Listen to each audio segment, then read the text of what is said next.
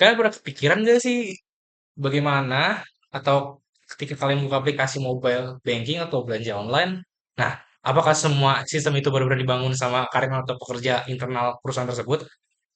Nah, faktanya industri TI saat ini bergantung pada outsourcing atau pihak ketiga.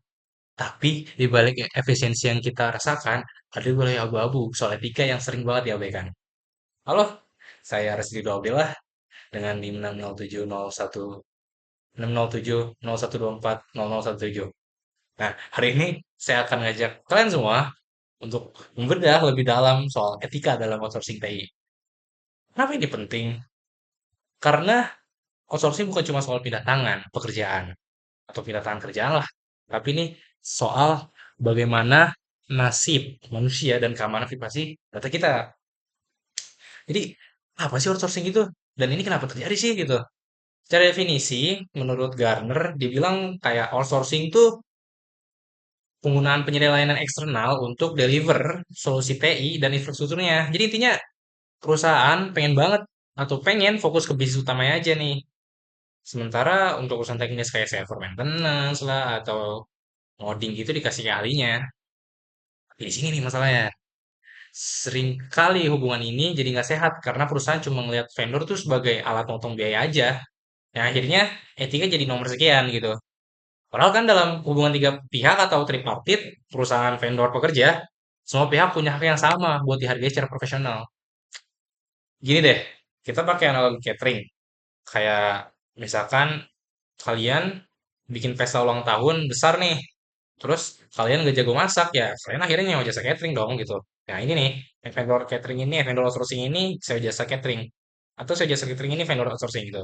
Ya, ada dilema-dilema yang terjadi. Yang pertama adalah, kalau misalkan pemilik catering itu ternyata yang gaji tukang masaknya nggak layak, cuma biar dia kasih harga murah ke kalian, secara etis, kalian sebenarnya ikut mensponsori eksploitasi manusia tersebut. Lalu dilema yang kedua, kalau tiba-tiba tamu pesta kalian kelacuan makanan, secara moral, kamu bakal nyalahin kalian sebagai tuan rumah dong, bukan cuma si catering. Nah, kenapa? Karena ya kalian yang milih vendor itu. Nah, itu adalah konsep akuntabilitas data dalam TI. Yang ketiga adalah, dilema ketiga adalah, ketika kalian atau pesta selesai, nggak si si catering tuh nggak mau ngasih tahu resep sambelnya, biar kalian terpaksa sewa dia selamanya. Nah, itu namanya vendor lock-in atau ketergantungan vendor. Nah, itu tidak etis secara profesional. Nah, kalau kita tarik lagi nih ke dunia nyata, ada tiga masalah besar yang kita hadapi. Yang pertama itu ada eksploitasi, eksploitasi atau ya itu. Nah, berdasarkan prinsip decent work dari ILO atau International Labour Organization, kerja itu bukan cuma barang dagangan aja. Jadi perusahaan tuh nggak boleh tuh nutup mata soal kesejahteraan pekerja vendor cuma demi saving anggaran. Nggak boleh. Lalu yang kedua adalah privasi data. Menurut ACM, Code of Ethics, bagian 1.7, kita sebagai profesional wajib menghormati privasi di Indonesia. Eh, iya, menghormati privasi ACM. Terus di Indonesia ada lagi tuh, di Undang-Undang Perlindungan Data Pribadi, nomor 27 tahun 2022.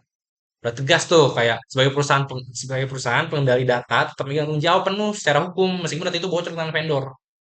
Jadi, gak ada tuh istilah kayak perusahaan lepas tangan kayak gitu.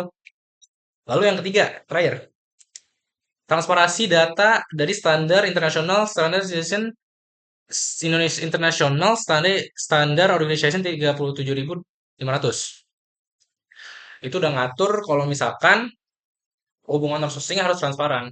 Jadi vendor tuh nggak boleh sengaja bikin sistem tertutup. Dan tambahan lagi dari riset dari Recipe dan Wilcox juga nekenin kalau knowledge transfer atau bagi-bagi ilmu ke klien itu wajib hukumnya secara etis ya.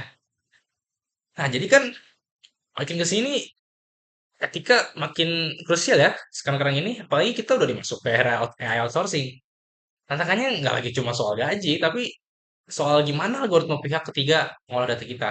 Jadi kesimpulannya, ya outsourcing itu legal dan sah-sah aja sih buat bisnis. Tapi, jangan sampai efisiensi ini bikin kita jadi buta moral. Karena kita atau saya sebagai orang TI itu diperlukan di sini. Ya, jadi saya rasa alhamdulillah marilah gitu kita jadi profesional yang nggak cuma coding aja, tapi ya cukup hati nurani gitu. Ya, makasih ya.